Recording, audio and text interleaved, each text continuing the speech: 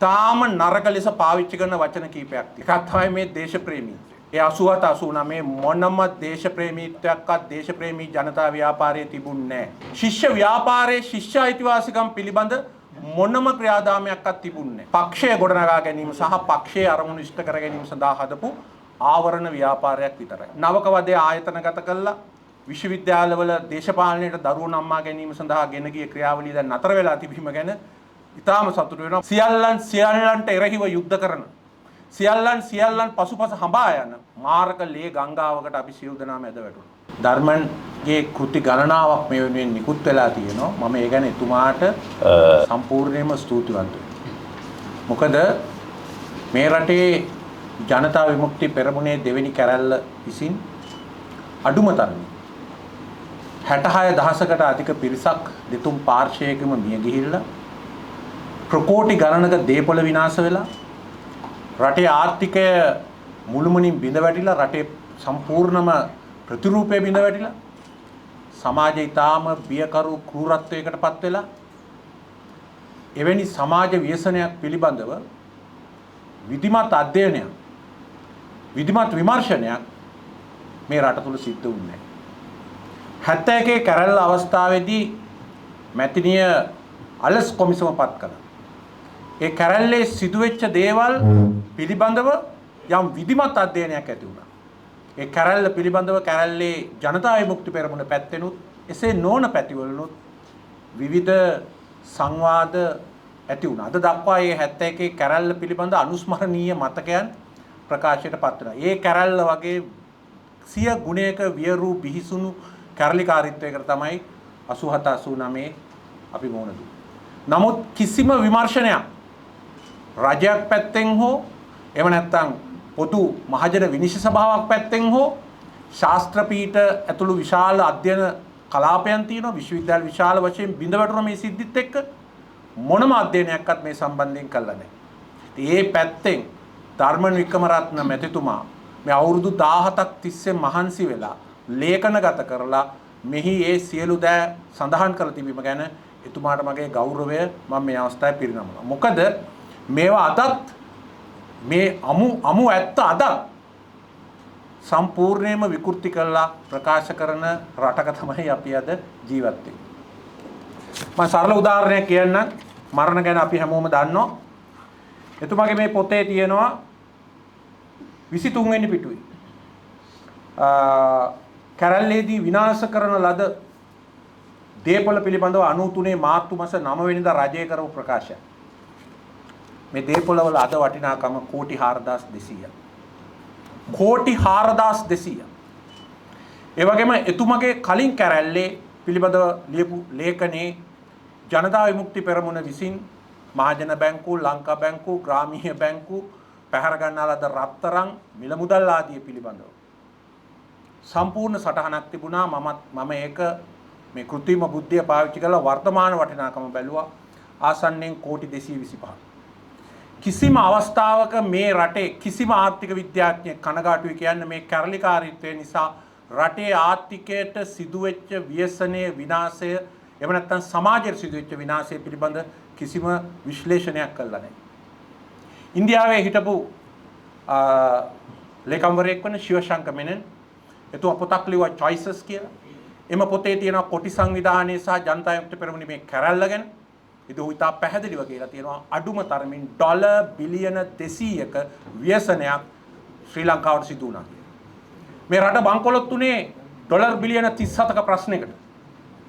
ඒ වගේ 10 ගුණයකට ආසන්නයි අදට ඒ ගාන අගයලා ගත්තොත් මේ කැරලිකාරීත්වය විසින් රටට අහිමි කරපු ධනය. ඒ පිළිබඳව මොනම යුක්තිය ඉටුවීමක්වත් අද මේ වෙනකන් වෙලා නැහැ. LTT සංවිධානයේ නායකයෝ නිර්පද්‍රිතව ඉන්නවා. LTT වෙනුවෙන් කුඩා මිනිමරුන් වලට ගිය මිනිස්සු හිරේ ඉන්නවා. ජනතා විමුක්ති පෙරමුණේ නායකයෝ නිර්පද්‍රිතව ඉන්නවා. විටින් විට සමාජ මාධ්‍ය වලට ඇවිල්ලාගෙන ඔව් අපි ගැහුවා තමයි ට්‍රාන්ස්ෆෝමර් ගිනි තිබ්බා තමයි අපි අරම කළා තමයි මෙහෙම කළා තමයි කියලා.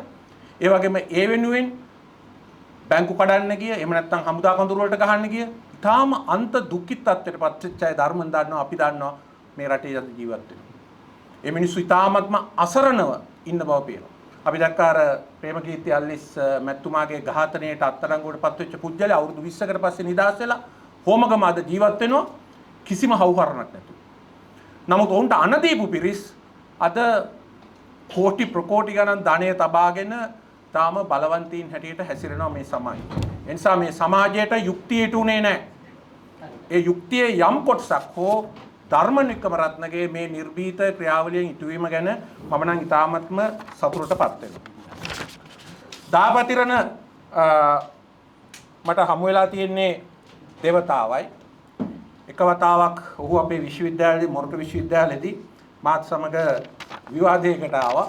අර කිව්වාගේ දාර්ශනික විවාදයේ කාලේ ද්‍රව්‍යයේද විඥානයේද අරේ මේ කියලා ඔහුත් එක්ක ලේසි නෑ විවාද කරන්න. මේ ලේසි නැත්තේ දාර්ශනික කාරණා නිසා නෙවෙයි. ඔහු තමා ගහලා දාන්නේ වෙන විදියක භාෂා ශෛලියකින්. ඒකෙන්ද ඔහුත් එක්ක හරි අමාරුයි ඒ වගේ ශාස්ත්‍රීය කාරණා ගැන සාකච්ඡා කරන්න. දෙවෙනි දවසේ ධර්මනුත් දන්නවා. අපි ගියා ඔය කොළඹ විශ්වවිද්‍යාලයේ ජිම් එකේ දේශප්‍රේමී ශිෂ්‍ය ව්‍යාපාරයේ පිහිටවන්න. ජාවර්ධනපුර විශ්වවිද්‍යාලයේ රනිල් රොයල් කුමාරගේ නායකත්වයෙන්. ඒ ජිම් එකට අපි ගියාම අපට ස්වාධීන ශිෂ්‍යාංගමේ අය පහර දුන්නා. පහර දුන්නාම අපි එළියට ආවා. එළියට ආපු වෙලාව මතක ඇති. ධර්මන්ට දාපතිරණ පොල්ල අරගෙන ඇවිල්ලා එදා තමයි මම හරියටම ඔහුව ඒ ප්‍රචණ්ඩ මොහොරින් දැක්කේ. මම ඔහුට ගෙලින්ම කිව්වා අපි අපේ විශ්වවිද්‍යාල ඔයගොල්ලෝ ඇවිල්ලා තියෙනවා වාද කරලා තියෙනවා විවාද කරලා තියෙනවා කවදාවත් අපි අතපය උස්සලා නැහැ. ඔයාටත් කිසිම අයිතියක් නැහැ අපට අත තියන්න දැන්. අපි ආල් දින ඕගොල්ලෝ විශ්වවිද්‍යාලේ. ඉතින් ඔහු කිව්වා අර ගෙවිඳු කියපු කතාවම නිතර කියන කතාව මොකද්ද? මට බලය තියෙන වෙලාවේ මම ගහනවා. මොකද මට බලය නැති වෙලාවේ මට ගහන්න නියමිත නිසා. ඉතින් ඔහු ඝාතනය කළ පුවත අහනකොට අපි හිටියේ මම උදේ ට්‍රේනින් ගිහිල්ලා උරුවල වාණි සංස්ථාවේ. මේක අහුවා මම දැනගත්තා මේක විශාල ප්‍රශ්නයක් වෙන විත්තිය. මොකද කොච්චර ගහමරා ගත්තත් ගැටුම් තිබුණත් වාද විවාද කළත් පුජ්‍යලේ ඝාතනය වෙච්ච පළවෙනි අවස්ථාව. ශිෂ්‍ය ව්‍යාපාරයේ පැත්තේ. ඉතින් මේ ගැන මම ජනතා විමුක්ති පෙරමුණේ ඒ කාලේ හිටපු ප්‍රධාන චරිතයක් වෙච්ච පාලිත මහානාමතුමා මම ඇහුවා. මට ඔව් බ්ලොම් පොන්ටන් එකේදී හම්බෙලා මම ඇහුවා ඔහුගේ. ඔහු කිසි පැකිලීමක් නැතුව කිව්වා ප්‍රතිවිප්ලවයේ සූදානම් වෙමින් තියෙනවා. ප්‍රතිවිප්ලවය අවිගණමින් තියෙනවා. ඒක වැළැක්වීම සඳහා විප්ලවයේ නාමයෙන් කළා කියලා. ඉතින් මම එතකොට දැනගත්තා දයාපතිරණයි පාලිත මහානාමය අතර ලොකු වෙනසක් නැහැ. මේ එන්න තියෙන ප්‍රතිවිප්ලවයේ බලවල දැන් ඒ සඳහා ක්‍රියාමාර්ග ගන්නවා. ඉතින් ධර්මන් දන්නා පාලිත මහානාමයට අන්තිමට මොකද උනේ කියලා. කොළඹ සහ අනිකුත් කලාපයේ පවත්වාගෙන ගිය ජෛප සමාජිකයන්ට වද දීපු වදකාගාරයක හිටපු ප්‍රධාන වදකෙක් හා ගෝනි බිල්ලි. මේ අය තමයි මම මේ කියන්නේ. මොකද මේ අනික් අය සම්බන්ධයෙන් නොඑක් දේවල් වීරත්වයට විරාභිවාදනයට නැගුවට මා දන්න තරමින් මමත් හිටියා වදකාගාරයක. අපට වද දුන්නේ ජනතා විමුක්ති පෙරමුණේ මධ්‍යම කාරක සභාවල දේශපාලන මණ්ඩලවල හිටපු අය තමයි ප්‍රධාන වදකීන් හැටියට ක්‍රියා කළේ.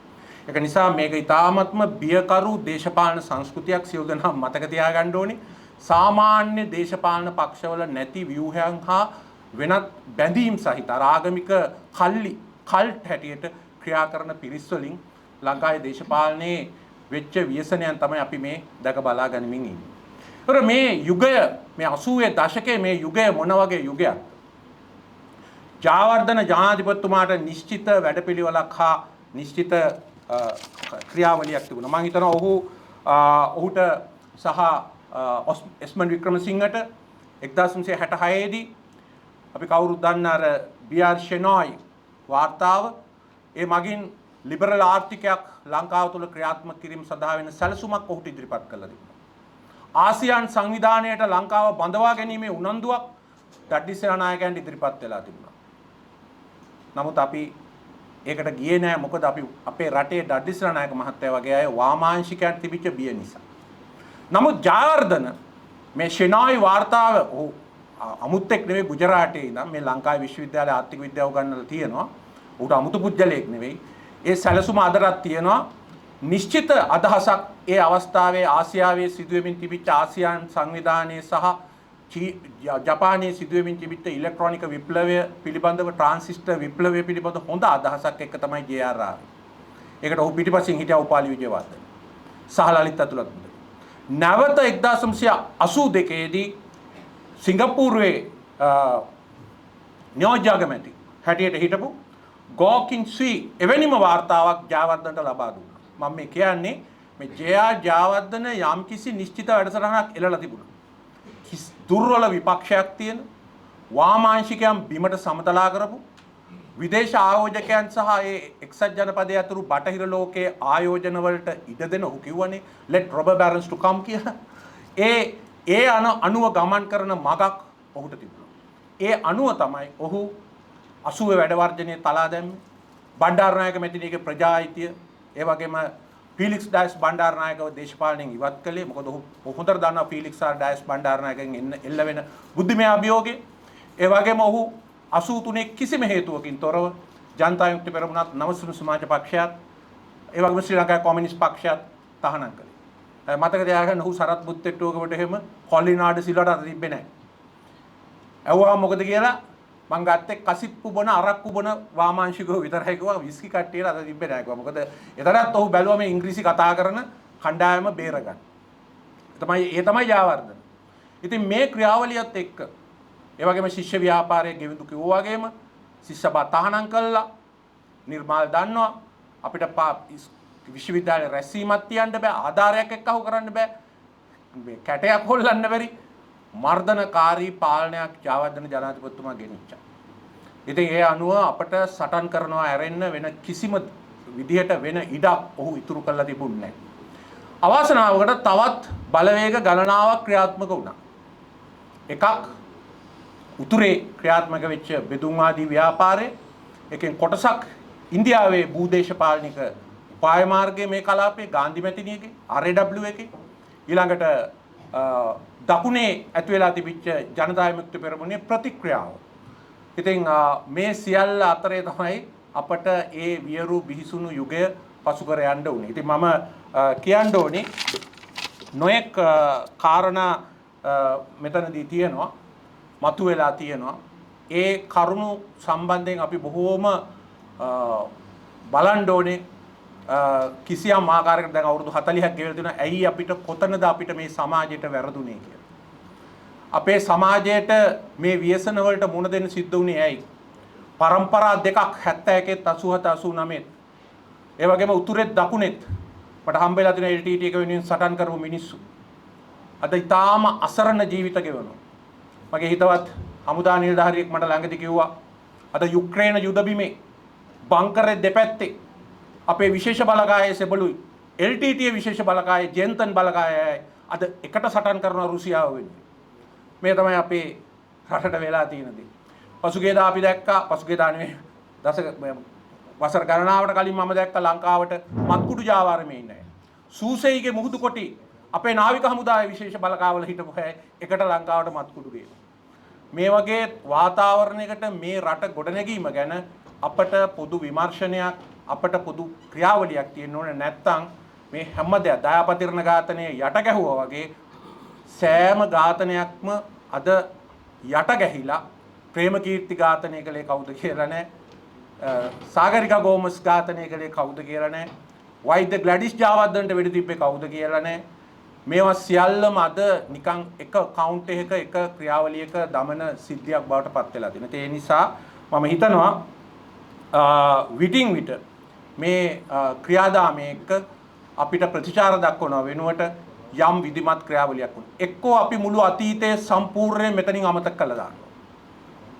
මේ සියලු දෙනාට සමාව දීලා සියලුම දෙනාව දැනට කවුරු හරි අත්අඩංගු වෙනවා නම් ඒගොල්ලන්වත් නිදහස් කළා.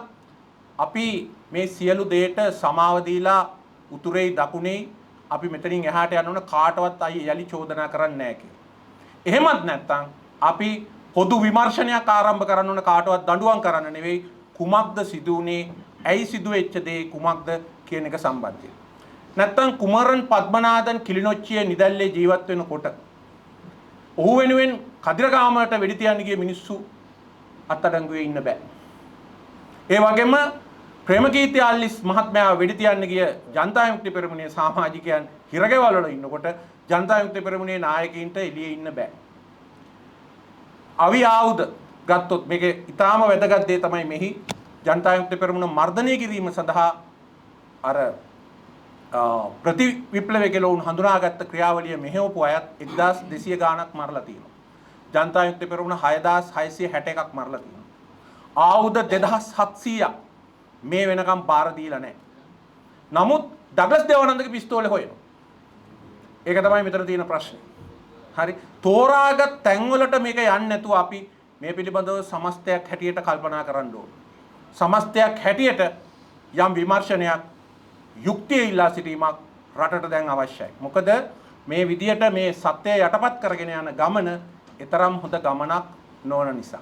ඉතින් මම මේ අවස්ථාවේදී කියන්න ඕනේ තාම නරක ලෙස පාවිච්චි කරන වචන කීපයක් තියෙනවා.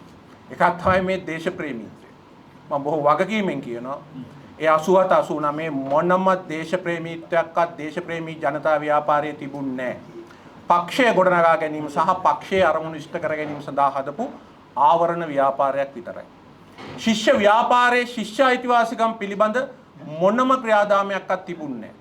අන්තිමට මට සිද්ධ වුණා මේ ගෙවිදුත් දන්නවා අපිට සිද්ධ වුණා මේ අපි ජයවර්ධන ජනාධිපතිතුමා ඒගාලේ උසස් අධ්‍යාපන ඇමති අපි ඔහු එක්ක සාකච්ඡා කරන්න ගියා ස්ටැන්ලි කල්පගේ එක්ක ඒ සාකච්ඡා කරන්න ගියාම අපිට ඉල්ලීම් ඔක්කොම දුන්නා. පුජ්‍යලික උතුරු කොළඹ වෛද්‍ය විද්‍යාලය නැති කරා අත්අඩංගුවේ හිටපු රංජිතන් ගුණරත්නම් ඇතුළු සියලු දෙනා නිදහස් කළා සියලු ඉල්ලීම් දුන්නා. හැබැයි මේ වැඩ වර්ජනේ ඉස්සරහට ගෙනියන්න හදනවා. ඒ මොකද දේශපාලන උමනාව වෙන්නේ. ඒ අවාසනාවන්ත ලෙස ඊටාම වටිනා ජීවිත ඔය වෙනුර ඉදිරිසිංහලා ඊටාම වටිනා මිනිස්සු විශ්වවිද්‍යාලයට ආවේ මේ වෛද්‍ය පීඨයට ආවේ රාජකීය විද්‍යාලයේ පළවෙනිය හැටියට. ඊටාම වටිනා මිනිස්සු විශාල පිරිසක් අපට නැති වුණා. ඒ මොකද අර පක්ෂයේ අරමුණු වෙනුවෙන් මිසක් ඔය ශිෂ්‍ය ව්‍යාපාර කතා එතෙන්ට අදාළ නැහැ. ඒ වගේම මම සතුටු වෙන එක අතකට නවක වදේ ආයතනගත කළා විශ්වවිද්‍යාලවල දේශපාලනයට දරුවෝ නම්මා ගැනීම සඳහා ගෙන ගිය ක්‍රියාවලිය දැන් නතර වෙලා තිබීම ගැන ඉතාම සතුටු වෙනවා. මොකද මේ නවක වදේ ආයතනගත කරපු අය අද පාර්ලිමේන්තුවේත් අමාත්‍ය මණ්ඩලෙත් ඉන්නවා. ඒ වගේම සමහර අමාත්‍යාංශවල සහකාර ලේකම්වරු හැටියට ඉන්න නිසා. ඒක අද ලොකු සහනයක්. අවුරුදු 60ක් විශ්වවිද්‍යාල තිබිච්ච ලොකු බරක් නිදහස් කිරීම ගැන අනුර කුමාර දිසානායක මහත්මයාට මගේ ගෞරවය පිරිනමනවා. මොකද දැන් අපේ දරුවන්ට ඒ කරදරෙන් තොරව විශ්වවිද්‍යාල අධ්‍යාපනය ලබන්න පුළුවන්. ඒ වගේම දේශපාලනය කිරීමේදී මම කෘතියක් ලිව්වා. ඒ වෙලාව ඇත්තටම ගෙවිදු තමයි ඒකට ගොඩක් මහන්සි වෙලා අපි කරේ. මේ ව්‍යසනය අපි දැක්කා 88 89 එනකොට අපි කිව්වා පොදු පෙරමුණක් හදලා ප්‍රේමදාස මහත්තයාට මුණ දෙන්න කියලා. ඒකට එකඟ වුණේ නැහැ. ඡන්දේ වර්ජනය කළා. ඉතින් මම ඒ කාලේ පොඩි පොතක් ගැහුවා අපේ මග කියලා. මෙතුමා තමයි ඒක ගෙවිදු තමයි ඒක කරේ චින්තන පරිෂදෙන්. අපි ඒක ගහලා අපි එකෙන් බලාපොරොත්තු වෙන්නේ කිසියම් සුළු හරි පිරිසකගේ ජීවිත බේර ගන්න පුළුවන්ද මේ ඇති වෙන්න යන මහා වියරු කුණාටුවෙන් කියලා. ඉතින් සුළු පිරිසක් අපිට බේර ගන්න පුළුවන් වුණා. නමුත් සාතිශය බහුතරයකට ඒක හිමි වුණේ නැහැ.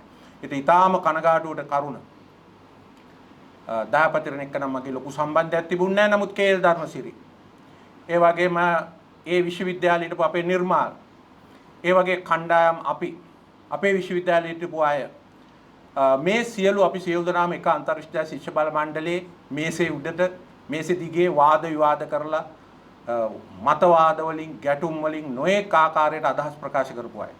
නමුත් අවසානයේ අපිට සිද්ධ වුණා අපේ පරම්පරාවට සිද්ධ වුණා සෑම කෙනෙක්ම සෑම කෙනෙක් වගේම මරකයා බවට පත් වෙන්න, ඝාතකයා බවට පත් වෙන්න, සියල්ලන්ට එරෙහිව යුද්ධ කරන, සියල්ලන් පසුපස හඹා යන මාරක ලේ ගංගාවකට අපි සියලු දෙනාම ඇද වැටුණා. ඒකේ වින්දිතයන් බවටත් අපි හැමෝම පත් වුණා. ඒකේ කාරකින් බවටත් අපි හැමෝම පත් වුණා. ඉතින් අපි ඉගෙන ගන්න ඕනේ පාඩම අපේ දරුවන්ට මෙවැනි තත්ත්වයක් නැවත මේ රටේ ඇති නොවන ආකාරයට වගවීමෙන් යුතු දේශපාලනයක් ඇති කිරීම.